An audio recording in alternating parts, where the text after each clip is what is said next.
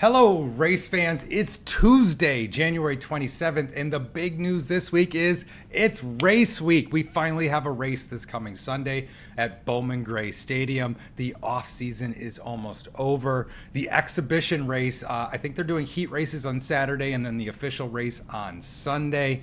But the big question is, what's the weather going to be like? Is it going to be 20 degrees?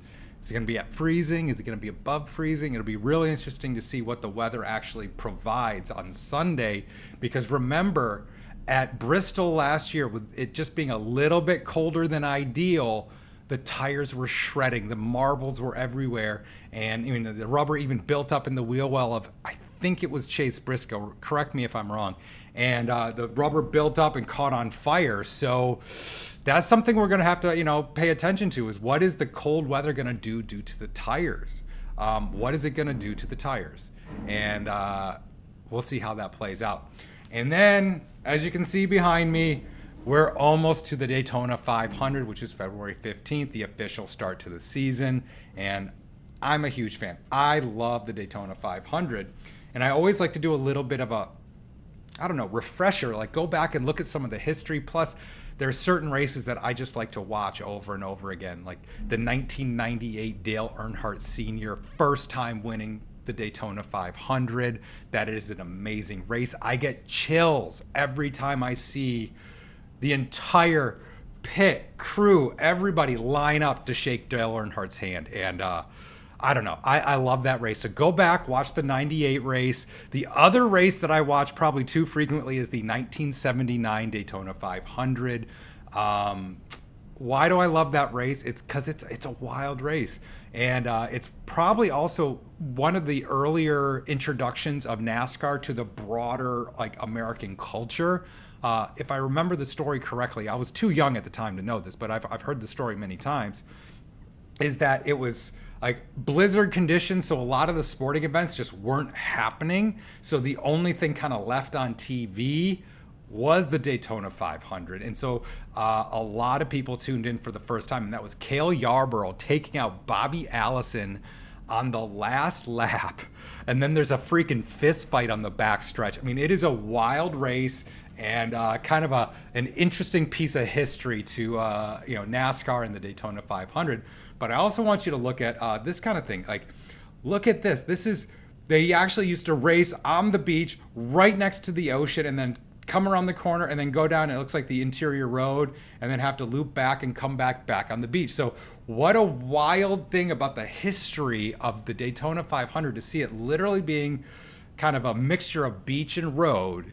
Right. The water, look at this one right here. The water helps if you actually click on the right thing. The water is right there. This is from some dude, Durana Film, Daniel Arena. Thanks, dude. Really appreciate it. This is good content. But look at this, right next to the water, screaming in. That is super cool. And then this one is also wild. Just look at that. Look at that.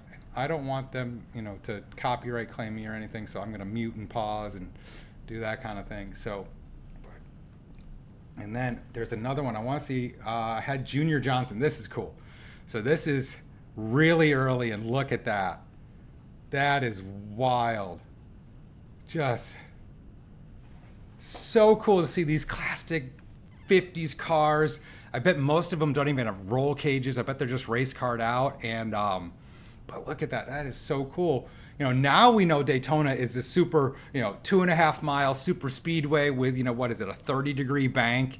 It's just super fast, awesome, race course. But I don't know. I just love this kind of thing. One of these, I forget which one of these, is it the 58? Yeah, the famous measured mile, 5,280 feet. But the other thing is, right here. We'll see if I can get into it. This is right about the 54-second mark, I thought. Yeah. Here we go. I love the flyover. I know it's silly, but I love the flyover. And, somebody tell me, what are those? I don't think it's the right time period for an Avenger, but I don't think that's an Avenger. Somebody if you can tell me what that plane is, that would be really helpful. I just want to know, just for my personal knowledge. But how many times have you watched, Air Force One, or what race was it with the Apache helicopters, or anytime there's something super cool like that, I love it.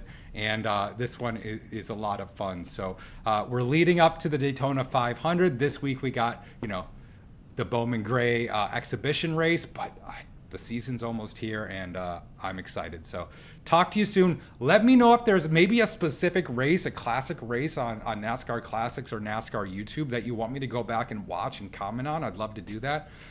I like watching these old races because I like to remember all those names I grew up with.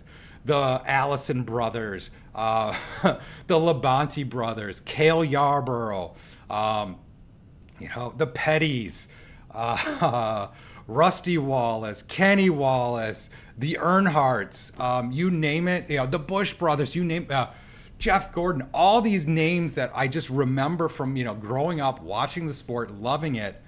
And what can I say? I love watching these old races and just being reminded of all these great racers through the years. And so, yeah, if there's a race or something, part of the history of NASCAR you'd like me to look into, let me know. Comment below. And, oh, shoot, the Daytona 500 is not far away. I'm excited. Talk to you soon.